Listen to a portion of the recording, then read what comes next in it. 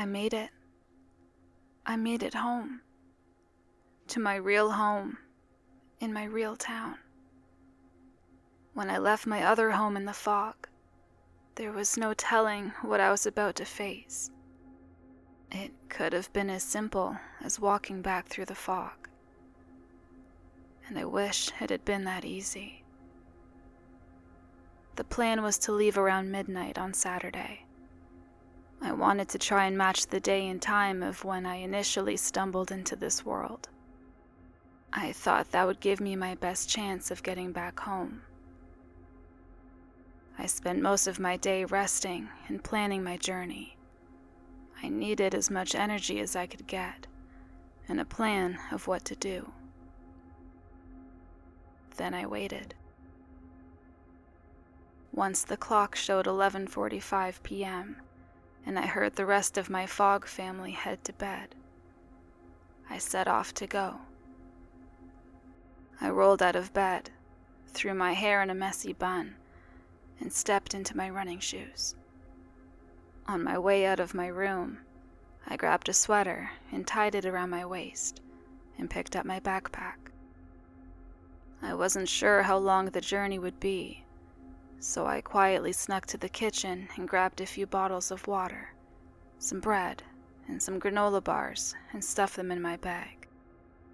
I also wasn't sure who or what I would encounter, so as I headed out of the house, I passed through the garage and grabbed a crowbar. I paused on the driveway to tighten my shoes and steady my nerves. As I kneeled to place the crowbar on the ground, it accidentally slipped out of my hand and clanged on the pavement. My breath caught. Out of the corner of my eye, I saw a light turn on upstairs, from my parents' bedroom. I had to go. I hurried down the driveway and ducked behind a bush to try to get out of view from the house. And truthfully, I crouched behind that bush for a few minutes longer than I meant to. I was so scared. At no point in my being there did anyone hurt me. Everyone acted weird and creeped me out, sure, but no one ever incited violence towards me. But I also never did anything to warrant action from anyone.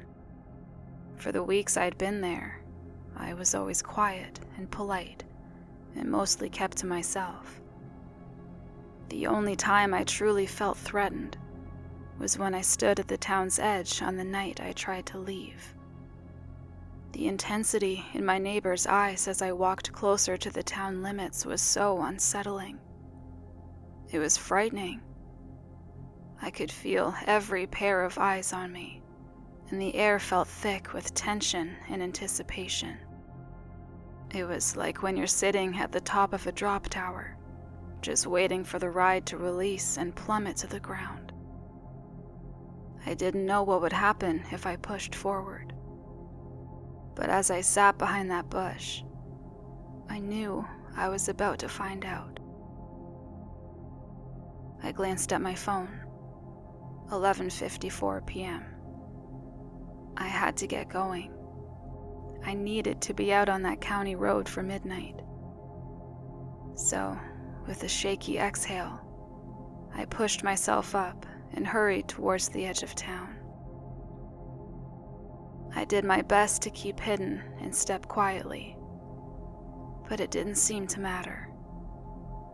As I moved closer to the town limits, I began to feel more and more eyes on me. The further I walked, the heavier the air became. It was like wading through something invisible, something thick and knowing. The houses were dark, but I could feel movement behind curtains, the whisper of unseen figures shifting just beyond my sight. At first, it was only a handful of them, watching from their porches, peeking through blinds. But as I neared the edge of town, more and more figures emerged from the shadows. Silent, and staring. I kept my pace steady, my breath even as my heart pounded against my ribs. I tried my best to ignore the growing sense of doom, but with each step, that was getting harder. The negative presence and pointed stares of the townspeople gnawed at my courage. The fear growing so strong I almost turned back again. But I felt a slight flutter of hope as I saw the vague rectangular shape of the town's welcome sign fade into view. I stepped closer to the sign, knowing I was getting closer and closer to being free of this fog-infested facade. But then, a voice. I froze. "Where are you going?" It was my father's voice. Not my real father, the man who had taken his place in the fog. I turned back to look. He stood in the street, bathed in a dim glow of the street lamp. And behind him, more figures gathered. My mother, my neighbors, the mailman, my classmates.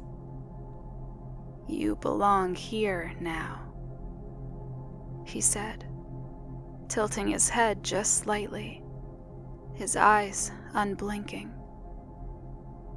I didn't answer.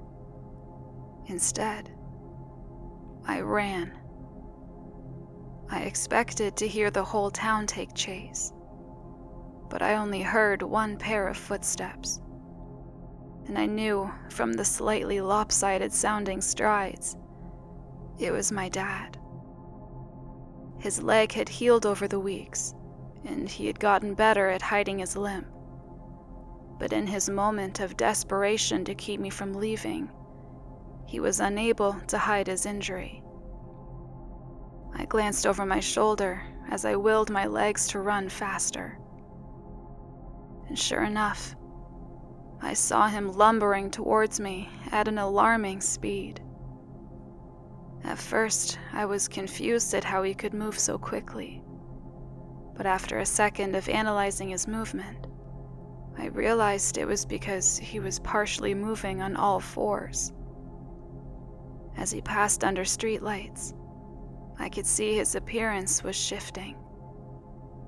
He looked uncanny. I couldn't help but let out a scream, and I pushed on even harder. The fog was getting thicker now. I couldn't see anything in front of me except for the lines on the road, the glowing yellow paint my only guide. I didn't know how long I would need to run for, but I didn't care. My lungs burned and my legs ached, but I had to keep going. I had no other option. Behind me, the footsteps were growing louder and more frantic. He was getting closer. My grip on the crowbar tightened as it swung through the air with every step. If I could make it through the fog, if I could lose myself in it again, maybe. Suddenly, to my left, a large, vague shadow emerged from the fog. I jolted to a halt, hoisting the crowbar over my shoulder like a baseball bat. But the shadow didn't move. After a moment, I carefully stepped closer, my heart pounding in my ears, and the crowbar shaking in my hands. As the shadow slowly broke through the fog, I felt a rush of relief.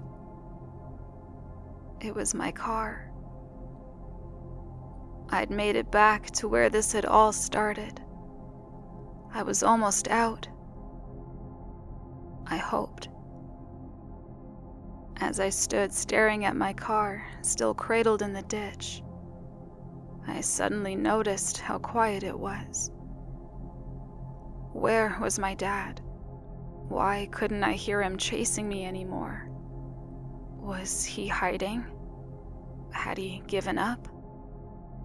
A million questions raced through my mind, but I quickly stopped myself and shook my head. No time to question. I had to move. As I turned to continue my journey through the wall of fog, I heard a faint shuffle behind me. He was still close. I hurried through the haze, keeping my head on a swivel. The fog was so dense at this point, it was almost like the air around me was soundproofed, only letting the odd footstep or grunt reach me. I couldn't tell which direction it was coming from, or how far away he was. It sounded like he was running circles around me, slowly closing in, his footsteps and whispers echoing through the fog. And through the pounding of my heart and the heaving of my lungs, I had a troubling thought. He was toying with me. But I didn't have time for games. With every ounce of willpower I had left, I bolted forward. My feet pounded against the pavement, but the fog was relentless, pressing in on me, clinging to my skin like it was trying to pull me back. My breaths were shallow, sharp, burning in my throat as I pushed onward.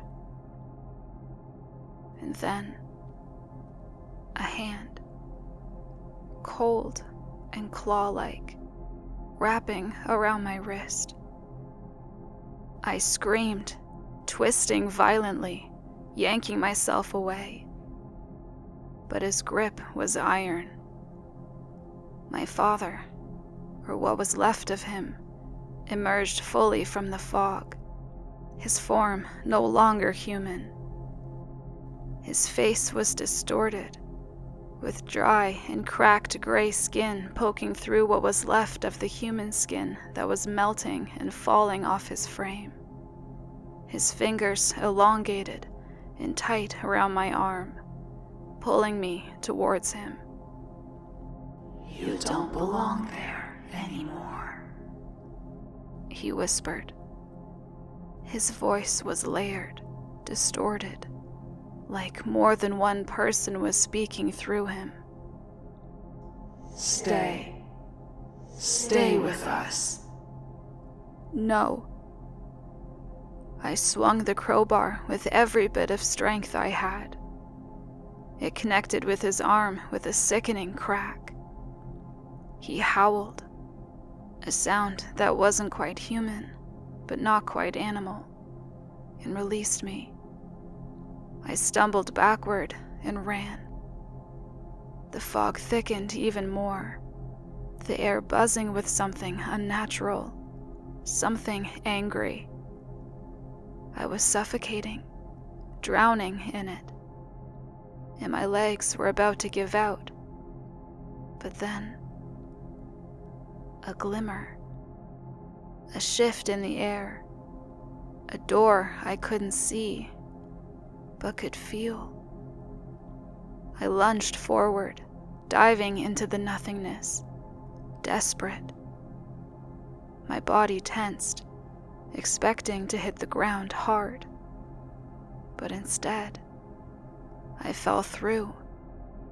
All the while, the thing continued to howl and scream in pain and anger.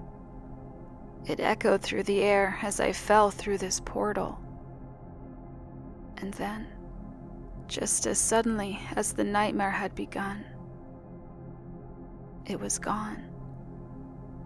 The fog, the howling, the air pressing in on me. I gasped, my lungs filling with crisp, fresh air. The night was still, quiet, as if the world had been reset.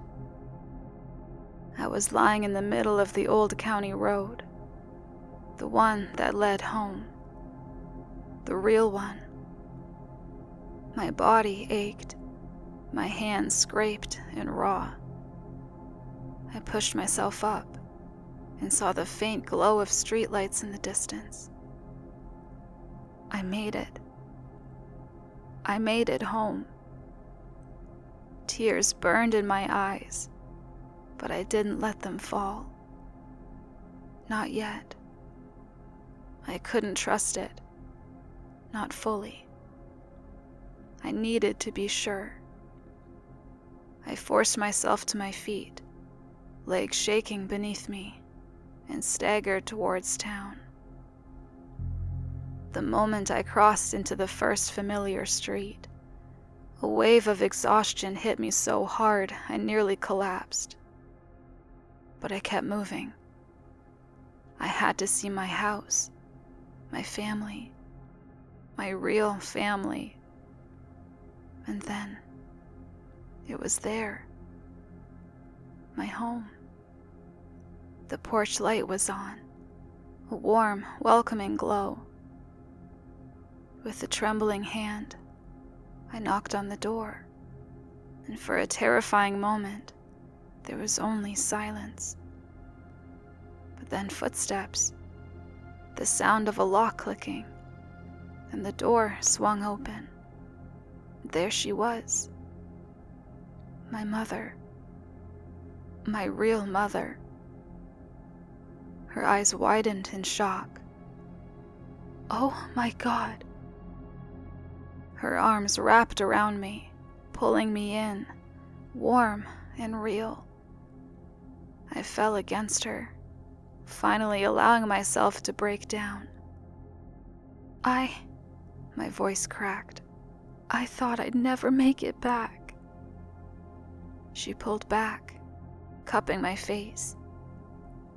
Where have you been? We've been looking for you for weeks. Weeks. My stomach twisted. Time moved so strangely in the other world. I wasn't sure how that translated here. But time had moved without me. The real world had gone on. My mother ushered me inside, calling for my father. His footsteps pounded down the stairs, his face full of disbelief before he too wrapped me in a tight hug. I opened my mouth. So many words, so many fears clawing their way to the surface. But nothing came out. Because I was here. I was safe. And for the first time in weeks, I let myself breathe. I was finally home.